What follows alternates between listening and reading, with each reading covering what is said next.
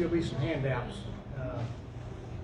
Tonight we're on materialism, and it's just good to see everybody. It's a good turnout, and I hope everybody enjoyed the meal.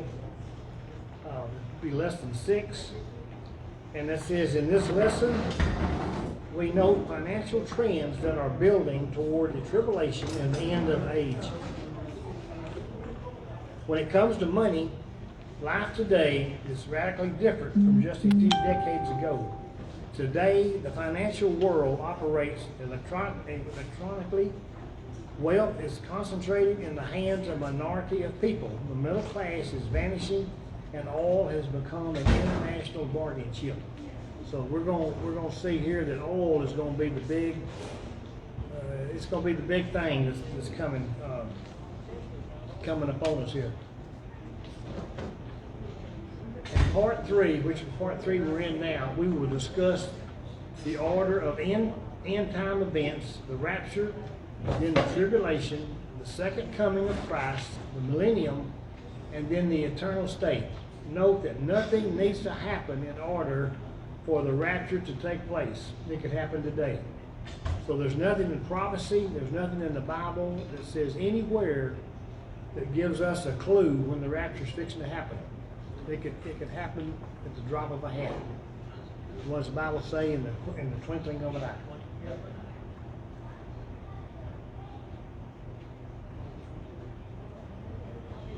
The rapture also, the rapture occurs just before the tribulation, and if we see signs of the tribulation growing more certain, that means the rapture is growing closer as well.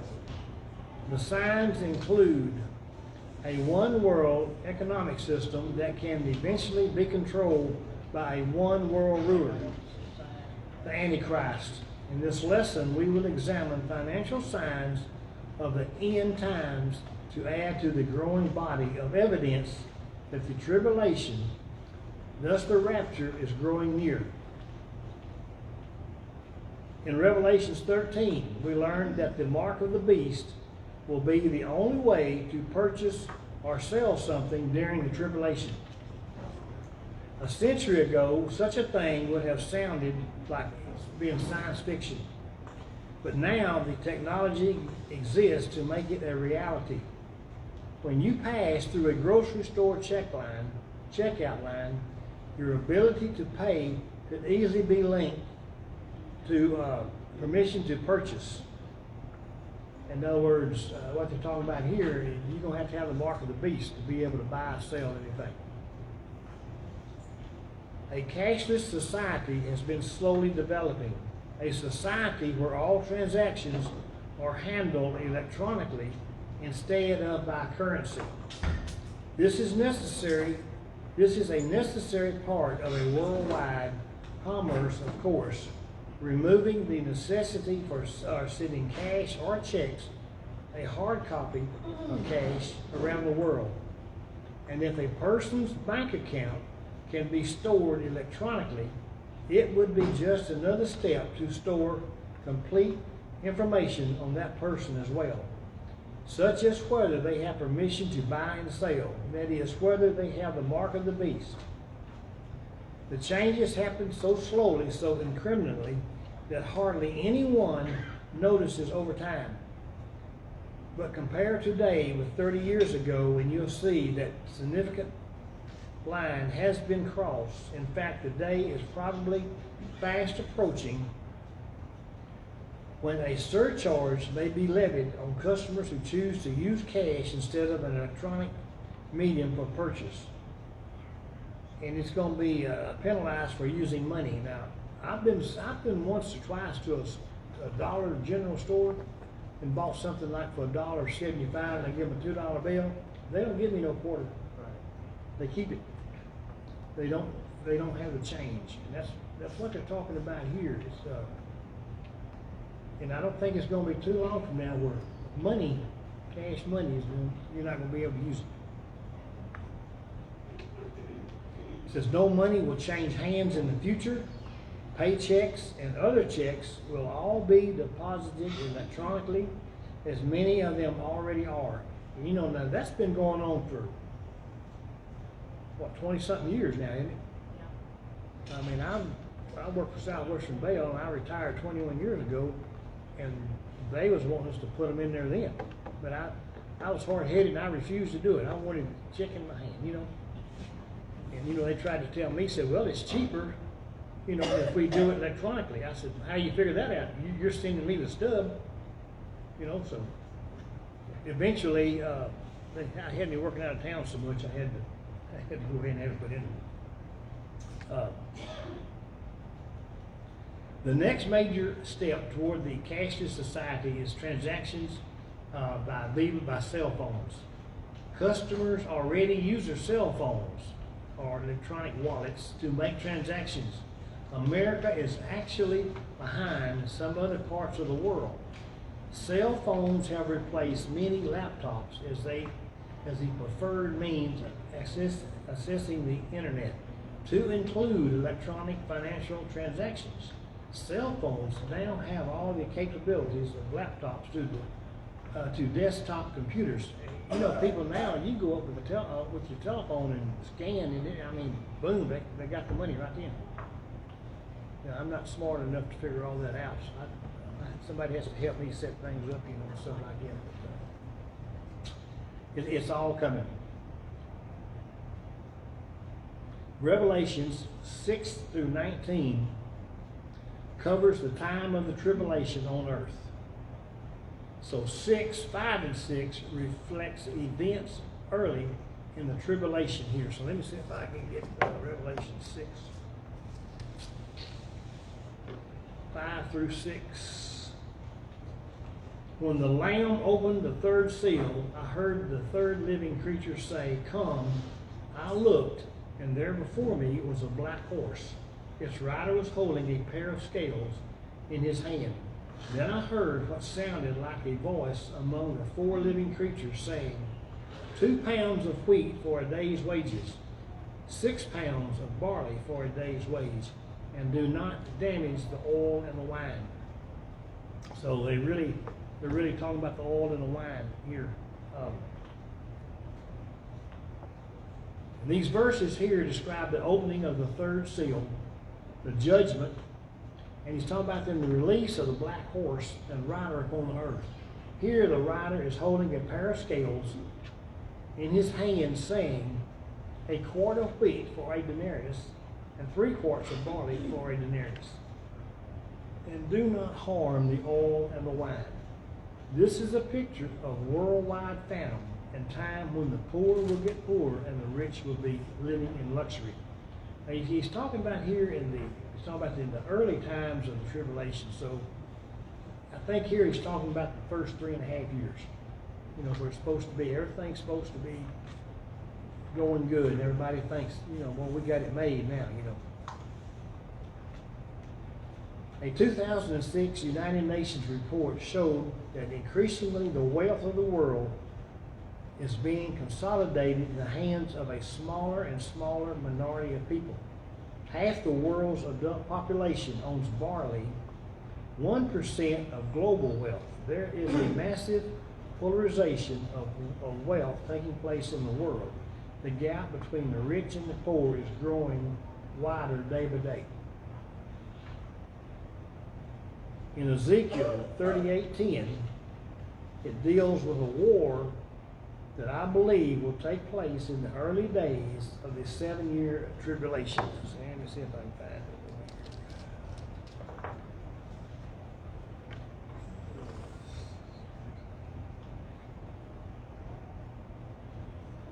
38, Ezekiel 38:10 through 12. This is what the sovereign Lord says. On that day, thoughts will come into your mind, and you will devise an evil scheme. You will say, I will invade a land of unwalled villages. I will attack a peaceful and unsuspicious people, all of them living without walls and without gates and bars. I will plunder and loot and turn my hand against the wrestled ruins and the people gathered from the nations, rich in livestock and goods, living in the center of the land. He's talking about Israel here. It says that the wars, I believe, will take place in the early days of the 7-year tribulation. So we're still talking about the first 3.5 years. Others see it happening just prior to the rapture. Either way, it could well be within our lifetime. The war involves a coalition of nations that plans to destroy Israel and would accept for the intervention of the Lord. So that's the key right there. You know, they're going to try to do it, but they'll never make it. The motivation of the coalition is the oil. The Middle East was the site of the Garden of Eden. Do y'all remember here? Let's see if I got that.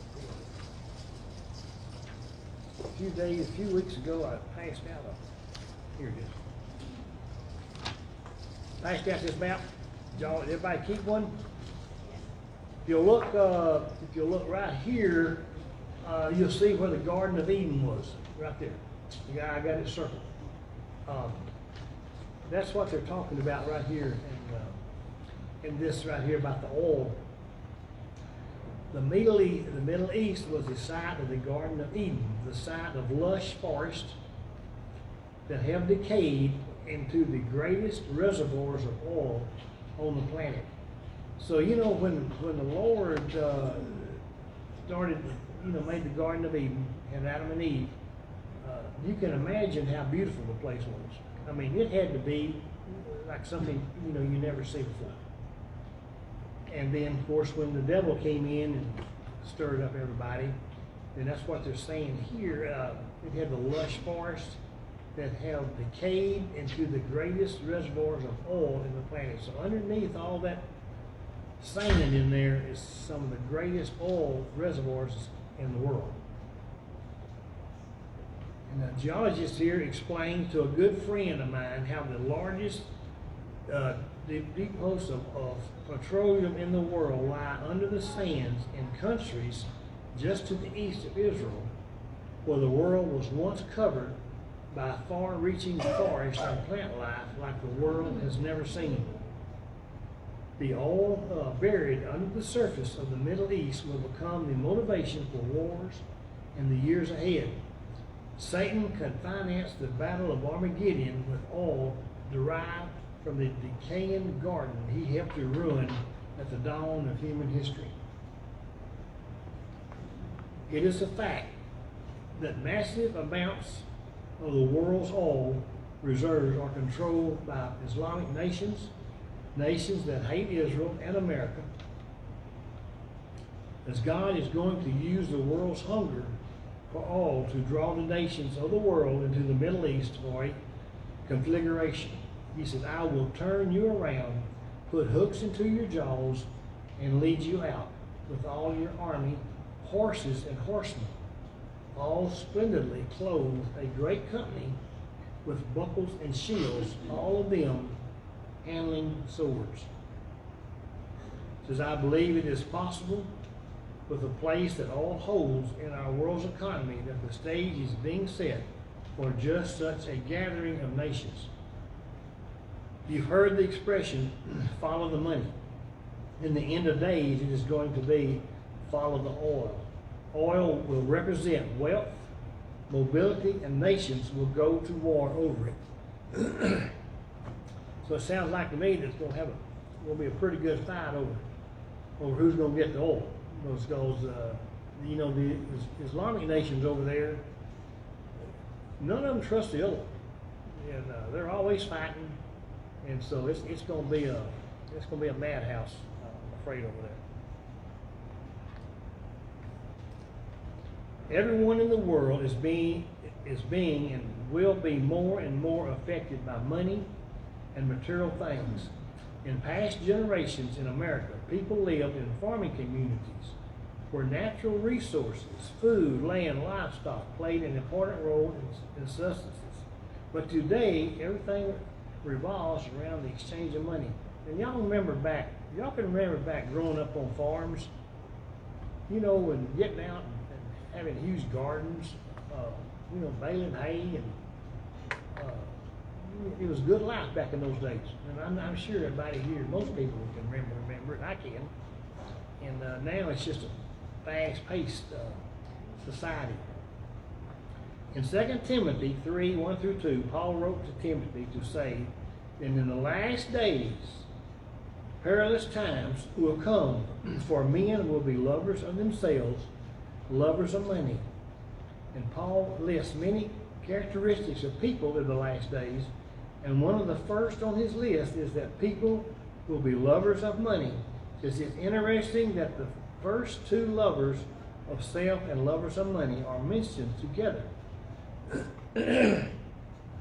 So often, self-centered and selfish people are also greedy people. There have been many wealthy corporate executives convicted in recent years of defrauding stockholders, employees, and customers. They seemingly had no concern except for their own accumulation of wealth. Individuals, loss of savings. Investors, loss of capital. Employees, loss of jobs. It didn't matter as long as they grew wealthier. That is the spirit of our age, and it will become more pronounced the closer we get to the end of the age. Sadly, Paul says that some of these people will have a form of godliness without its true power. In other words, they will be religious people, professing Christians. Even the spirit of the age is not only among pagans, it has and will affect the Church of Jesus Christ. The love of money is at the core of modern society. Money drives commerce. Money is power. Money is a measure of worth and self-esteem. It's no wonder Paul wrote to Timothy. He said that the love of money is a root of all kinds of evil, for which some have strayed from the faith. In 1 Timothy 6:10 says, and no wonder Jesus said, it is impossible to serve two masters, God and money. And in Matthew it says, neither Paul nor Jesus said you cannot have money and love God. They just said you cannot love money and God at the same time. Nothing has dominated the news cycles in our country in recent years more than money. That is the economy. It is what our society depends on for happiness and well-being. People today are amazingly indifferent to what God says about the end of the age. Even Christians, it as if what the Bible says is not really meant to inform us, that it is just Bible language talking about something that really has little to do with me. That is certainly the view of the world, but it is also the view of many Christians. In Luke 17:26 through 30, is a prophecy that from Jesus Christ himself about the day when the Son of Man is revealed. Jesus compares that coming generation with the generation that experienced the flood in Noah's day and the destruction of Sodom and Gomorrah in Lot's day. The reference is not to the people's wickedness or debauchery. It is simple to their ordinaries. They were going about business as usual and never saw the judgment that was coming. The verbs Jesus used says it all. They ate, drank, married, bought, sold, planted, built.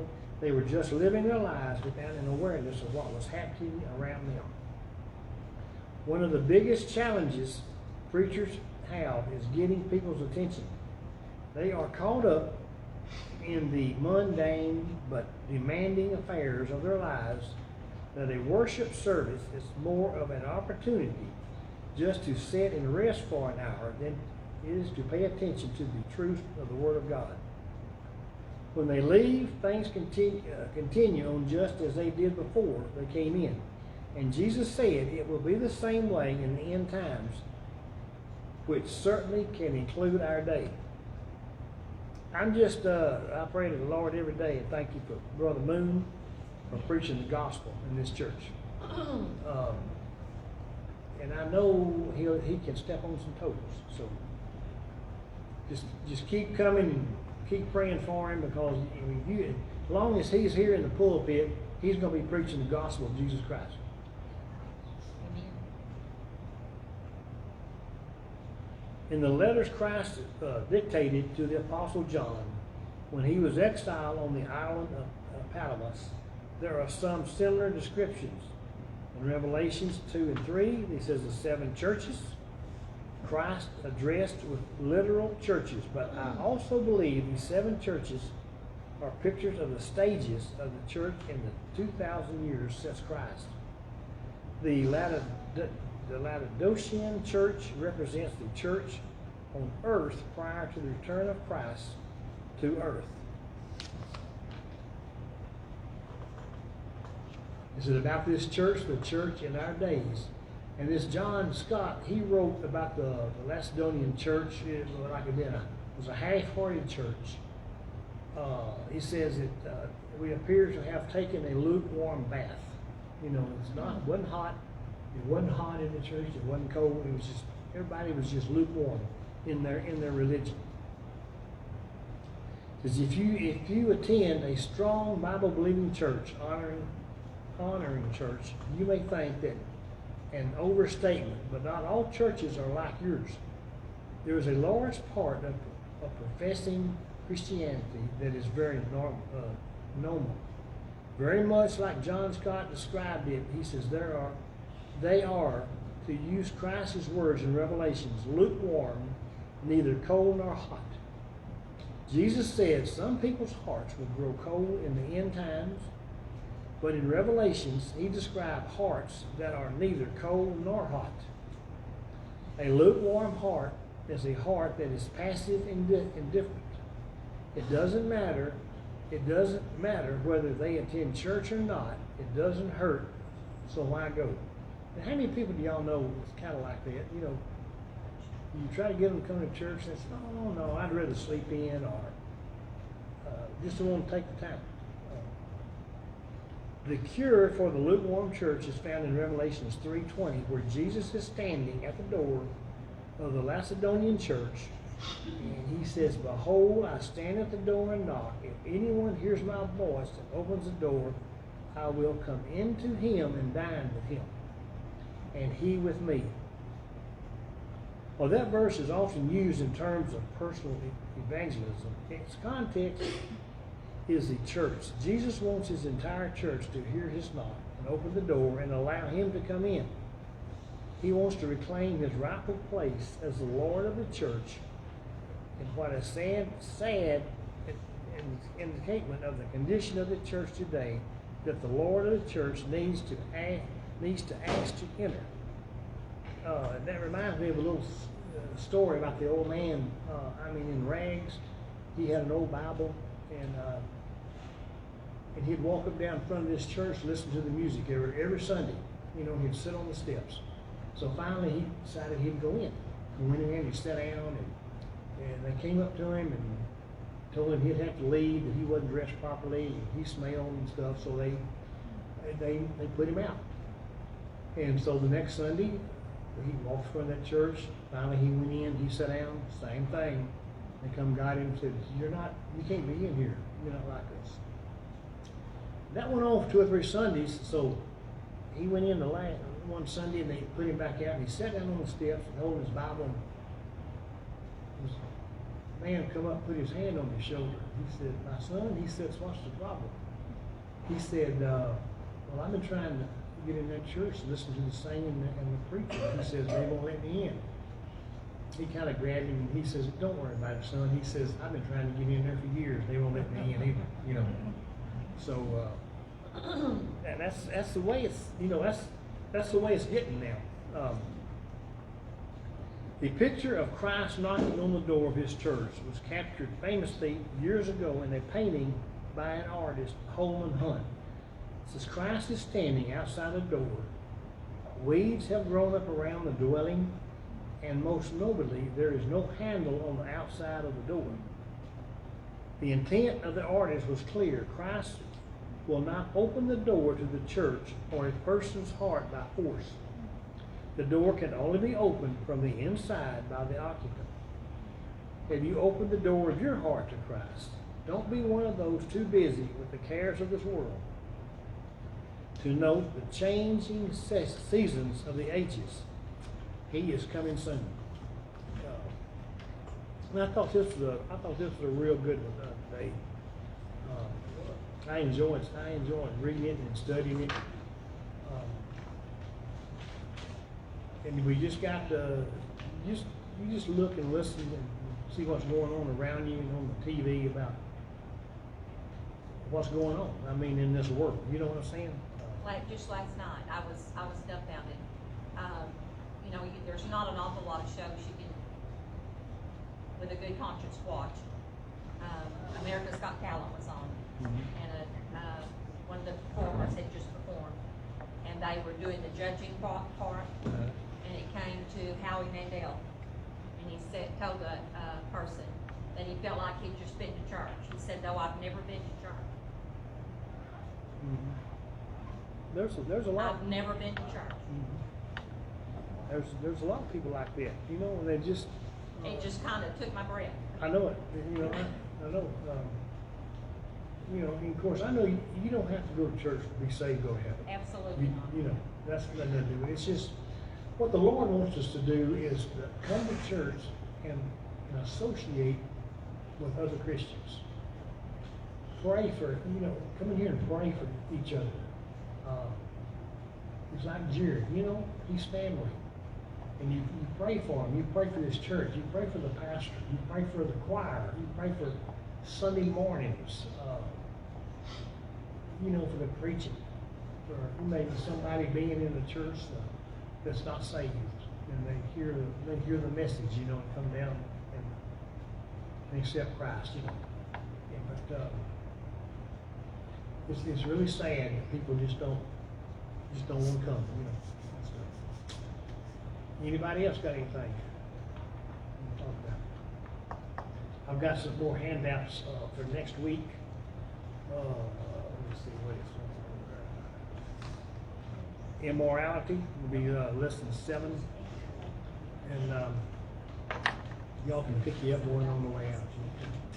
If there's nothing else, I'm glad to see visitors here today. Yeah, hope y'all come back, and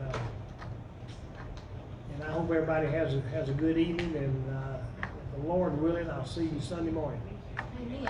I'm gonna pray. Let's go to the Lord, and we will be dismissed. Lord, thank you for loving us today. Lord, we just thank you for the opportunity, Lord, to come back to your house and study your word in the middle of the week. I just pray and for each and every one here today, Lord, that you just touch their hearts, Lord, lead, guide, and direct their lives. And be with us as we go to the choir practice, Lord, and Brother Mark, Lord, just be with him. And I pray for Jerry, Lord, that you just be with him and lift him up and heal him and bring him back to us. Lord, thank you for this meal, and thank you for the ones that prepared it, the ones that cleaned up, Lord, and I just look forward to next week when these young ones serve us pizza, and it'll be really a good treat. And I just hope and pray everybody can come back, and you see somebody or a friend, just invite them to come. Lord, just go with us, watch over, forgive us where we failed you. In Christ's name we pray. Amen.